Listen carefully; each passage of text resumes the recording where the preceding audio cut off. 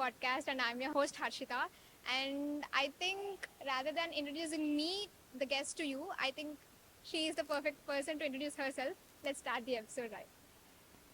Hi, how are you? Yeah, good.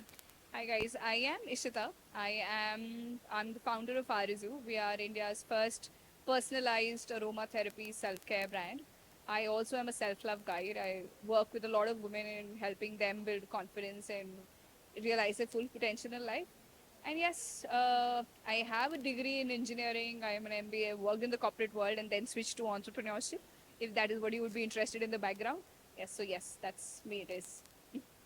What inspired you to be an entrepreneur, ma'am? Like, at what moment you thought to be an entrepreneur? Uh, so actually, I always had that seed of doing something of my own. But there was one incident which really struck with me. So while I was doing my MBA in oil and gas from Dehradun, what happened there was a small cafe run by army wives, and it was in this quaint little setting outside in the hills, and they used to have a small bakery and a boutique. So it was very. I found that idea very nice and very quaint. That just to do something of your own, and this is I'm talking about like 15, 16 years back. So it just stuck me, and I was like, you know what, work is okay, corporate job is okay, but I really want to do something of my own at some point. I did not know what I'm going to do. I took the jump of entrepreneurship very later, but that thought of setting something of my own stayed with me for a very long time. I think you need to give a more like explanation about your startup. Maybe as I thought that it's a complete a skincare product, I think the audience are already in a wrong perspective. I think you need to clarify them. Sure, sure. So see, what aromatherapy is all about, the science of blending essential oils and the science and the products that are made out of it, they give you physical, emotional and mental benefits. So what I am building right now is a new kind of self-care category I'm building, where we are making products which are into skincare, also into wellness. I make products like face oils, body oils, handmade cleansers, soaps, and I also make therapeutic blends like blends for sleep, for anxiety. So the target market is majorly women above 30 and women who are undergoing different transitions of life. Maybe you can say post pregnancy, perimenopause, menopause. So whatever transition that they go through in life, their body changes and they also emotionally change. So we make oils which help you go through that transition. Maybe you can say, dry skin while evolving through it, or postpartum pigmentation and all of that. So we try to create a complete skincare ritual for them, which not only involves using skincare products but also wellness products. So that's the whole concept behind RSU. Coming to this Vishwatek 2.0, what makes you feel more excited about this? You know what? The most exciting part is, of course, meeting you students, and I love see the enthusiasm in girls. They're here, and interacting with so many startups in so different domains. I have learned a lot, and very importantly is the questions which I'm getting. It's getting me more and more inspired, and figuring out what next to do. So just the conversations is driving me really nicely. Ma'am, just tell us like how Vishnu Foundation TBI helped you and like growing your startup. Uh, so see, I was completely bootstrapped in past 3 years. Vishnu Foundation, I got to know about Vishnu Foundation like a couple of months back only. And when I spoke to Kaushik sir and I spoke to Ashwin, I really liked how they were supportive and of the whole concept and the brand and how I was building the startup. So what if they've helped me is they, of course, they given me access to so many other opportunities.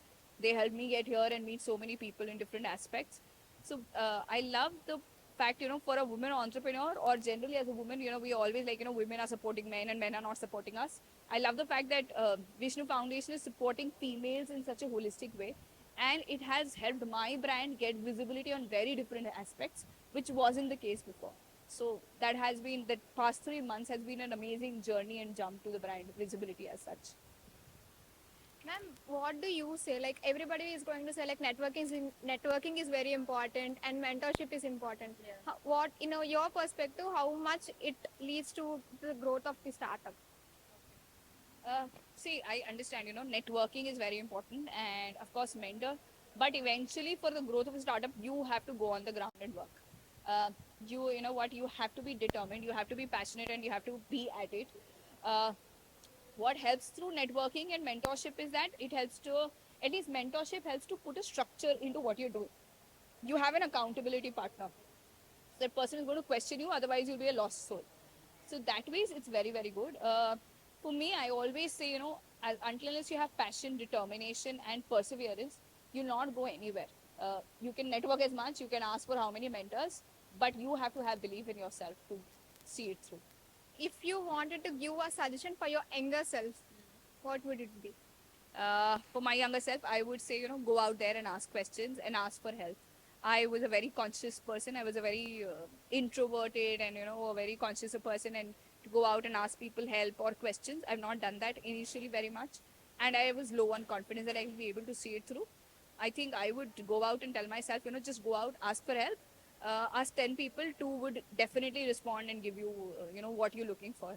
So yes, be out there, go talk and go ask, and things just sort out then. Ma'am, basically, entrepreneur is the one who takes risk. And being a woman entrepreneur, the risk rate will be, of course, increasing. And what are the challenges you faced, and how did you overcome? Uh, See, I know, what everyone says, women, as being a women entrepreneur is very risky and very difficult. What I say is, what, if you're smart enough, you can always convert it into an opportunity. Yes, people don't take you seriously in initial phases. Yes, I've had people come on conversations for my vendors and everyone. I said, "Sir, se baat kara dijiye. Who are you? I want to talk to sir." I've had those journeys. I've always had that, and I always told those people, "No, sir. There's no sir. I am the sir. I am the man." Uh, but you know what? If you're able to convince them that you're good enough and you know what you're doing, they listen to you. So I've had that journey. I've had those challenges. But the funny part is, once they understand, the people understand that you're serious about yourself, they support you in the process. Uh, 10 people might question you, 2 might be ready to work with you, but they will be with you in the long term, and then they will handhold you through the whole journey. They kind of will mentor you. So I've had challenges. I've had people who've not had faith in me that you're going to build something.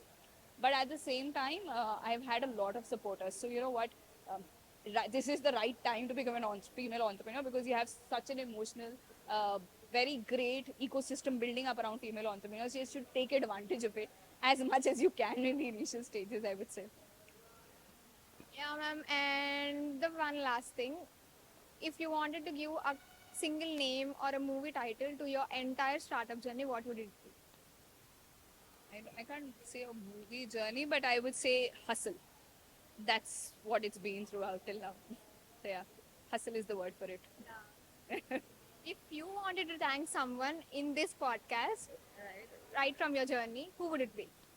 It can be anyone. Yeah, anyone. I think most importantly, I think I'll thank my husband, because he was the person who, even before marriage, I told him, I want to start up something of my own at that point of time.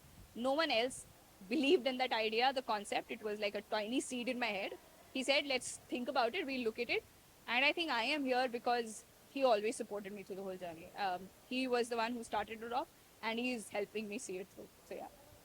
So he proved it. Like Yeah, yeah. behind every woman, there's a man to. Yes, for sure. You need support from every angle. Yes. Ma'am, the last question. Like, what's your experience like sharing your views with Vishnu podcast? Okay. With experience with Vishnu podcast, it was super nice. I think you students are super energetic and super, what do you call it, driven, which we were not when we were young in the engineering colleges days. So it has been very sweet. Thank you so much for bringing me together and helping, get the message across to students. You're doing an amazing job. I know how difficult it is just to go out and do something which you don't know if there's going to be return or not. And I know there's no return. People just crib. But yes, it's been super fun, and you guys are very, very well organized. And kudos to you for being able to do so much with your studies and engineering and everything. Thank you. Thank you, ma'am. Had a great time with you, and thank you for your time. Thank you.